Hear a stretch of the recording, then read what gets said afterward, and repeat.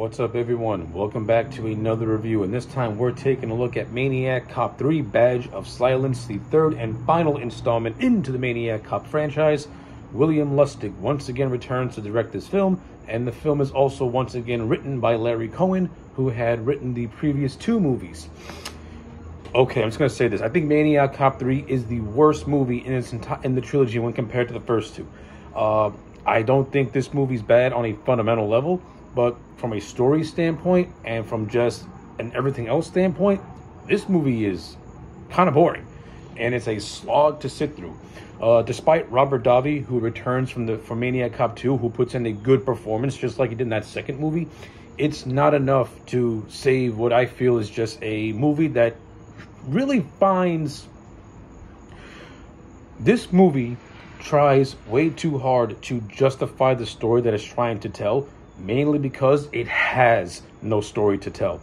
Matt Cordell's story ended in Maniac Cop 2 when he was cleared of all his charges. By doing a third movie, you undo everything you did in Maniac Cop. It's not to say you can't go in several different directions with the Maniac Cop franchise, but but why would you want to anyway? The only way to justify Matt Cordell coming back from the dead is to have him act as a spirit of vengeance for cops who are unjustly persecuted by the system that they swore to protect.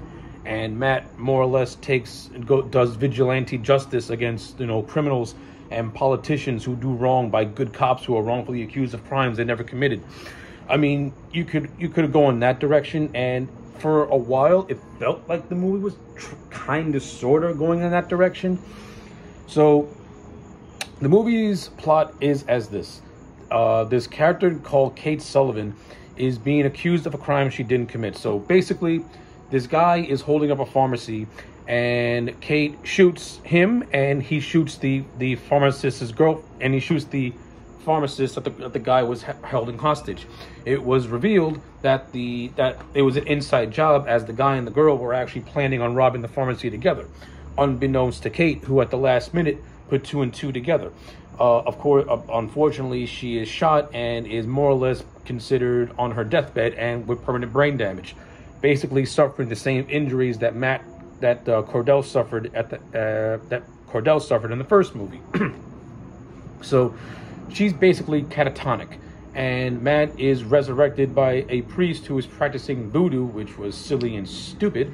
See, what I like about the first two Maniac Cop movies is that they never really gave you an explanation as to what is controlling Cordell and as to why Cordell is undead.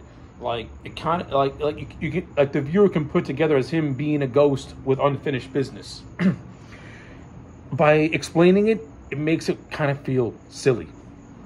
And not only does it make it feel silly, the voodoo priest who resurrects Cordell never really explains why he resurrected him in the first place, and it never and to the best of my knowledge, Hogan never fully explained why he has an infatuation with Kate, and the movie never really explains why Cordell has this weird fascination with Kate.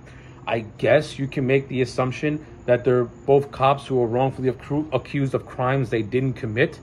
In that aspect, okay, I get it, but from the best I remember, not one character in this movie ever put two and two together as to that being the case. So it just comes across as just the viewer knows more of what's going on than the characters do, and the characters never put two and two together, which just makes the movie completely stupidly silly.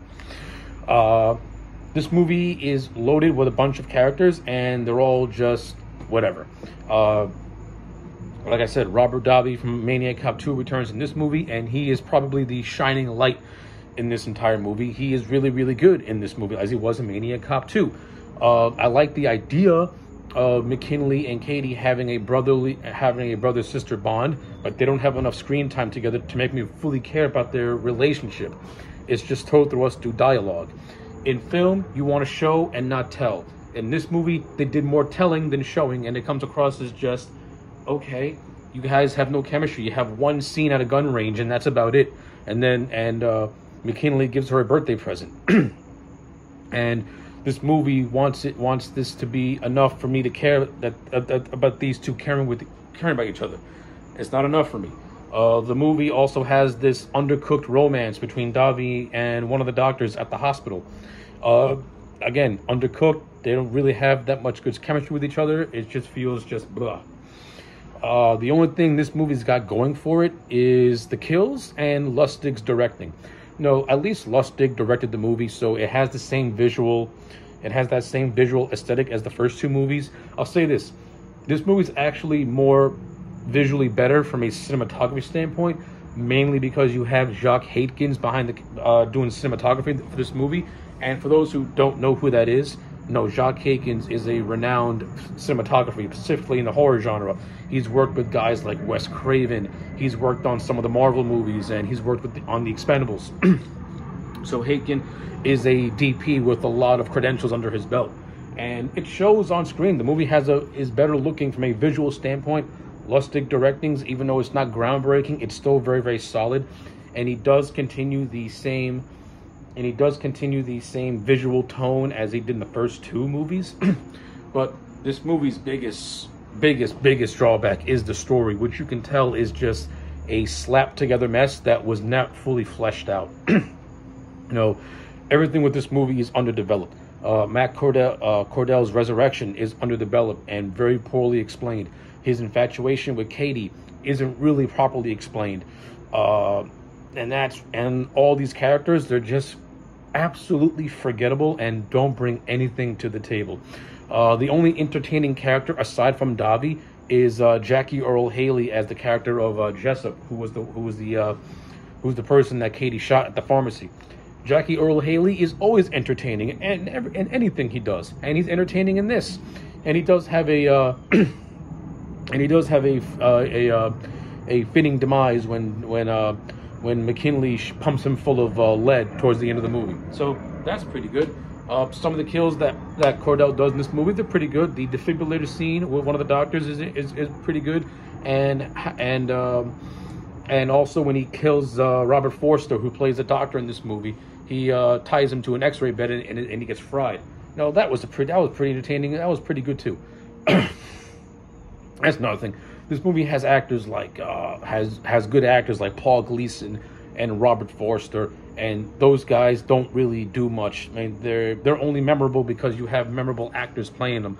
But other than that, I don't even remember what their characters' names are.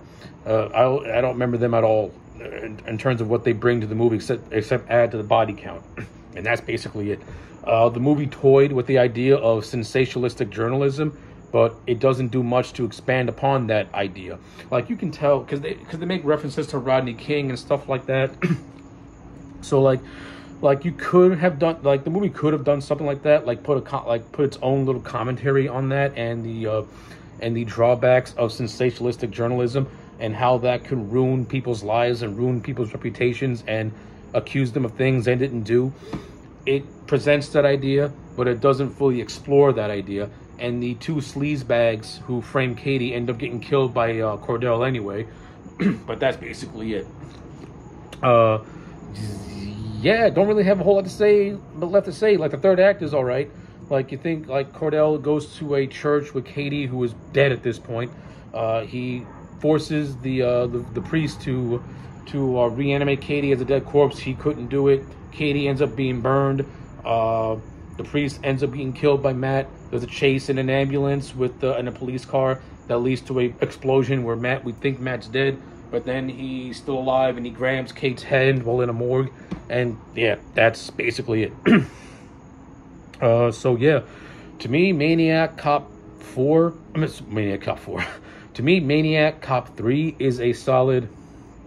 I'm just going to give it a 3 out of 10. I didn't like this movie. The first one's better. The second one's really good. And the third one, the third movie should not even been made, to be honest with you. Because the opening 5 minutes replays the climax of Maniac Cop 2. And then we find out that during Matt's burial, this voodoo priest was doing a resurrection incantation, which completely undoes Matt's story from the second movie. And now he's back to pretty much status quo in this movie, with nothing really to do. Yeah, this movie is a complete waste and it should have never been made. So 3 out of 10 for Maniac Cop 3. Let me know your thoughts in the comment section down below. Like the video and subscribe, and I'll check you back next time for more.